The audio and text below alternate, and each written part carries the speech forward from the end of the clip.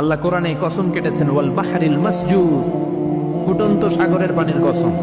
দুনিয়ার কোন সাগরের পানি গরম না, সব ঠান্ডা, কিন্তু আল্লাহ বললেন ফুটন্ত টকবকে সাগরের পানির কসম আমি খেলাম। অনেক গবেষণা হলো এই সাগরের পানি নিয়ে। আমেরিকান নেভাল একাডেমির এক চিফ ইঞ্জিনিয়ার উনি বললেন কোরআনে পাওয়া গেল টকবকে সাগরের পানির কসম, কিন্তু সাগরের পানি তো ঠান্ডা, এখানে গরম আসলো থেকে। আসলে আল্লাহ সাগরের নিচে যে গরম মজুদ রেখে দিয়েছেন ওইটার দিকে খেয়াল করে বলেছে। তো সে গবেষণা করতে চাইলো দেখি সাগরের ভেতরে আগুন কই আছে। কোরআন যেহেতু বললো টকবকে সাগরের পানির কসম, আসলে কোনো আগুন টাগুন খুঁজে পাওয়া যায় কিনা। সে সাগরের ভেতরে পাইপ ঢুকাতে শুরু করলো, জোড়া লাগিয়ে লাগিয়ে গবেষণা। তো পাইপ যেতে যেতে অনেক সাগরের গভীরতা শেষে তলা পাওয়া গেল। তলার ভেতরে সে ড্রিল করে পাইপ ঢুকাতে লাগে। সে পেয়ে গেল মাটির স্তর, এরপরে পাললিক শিলার স্তর। পৃথিবীর ভিতরে কিন্তু অনেকগুলো স্তর আছে জানেন।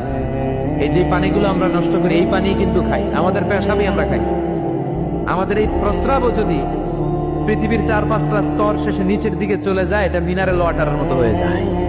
এই 4-5টা স্তর মাটির ভেতরে রেখে দিয়েছে কে? পাললিক শিলা, রূপান্তরিত শিলা, আগ্নেয়গিরির শিলা। এরপরে যখন সে পাইপ ঢুকাতে শুরু করেছে, সে দেখতে পেল এই পাইপগুলো গলে গলে গলে গলে পানি হয়ে যায়। এত আগুন, এত গরম। সে অবাক, পৃথিবীর ভিতরে এত আগুন আসলো থেকে। তো এই আগুনের টেম্পারেচারটা কতটুকু পাওয়ারফুল এটা চেক করার দরকার আছে না নাই? সে বলল I need fire proof pipe, bring from America. America থেকে ফায়ার প্রুফের পাইপ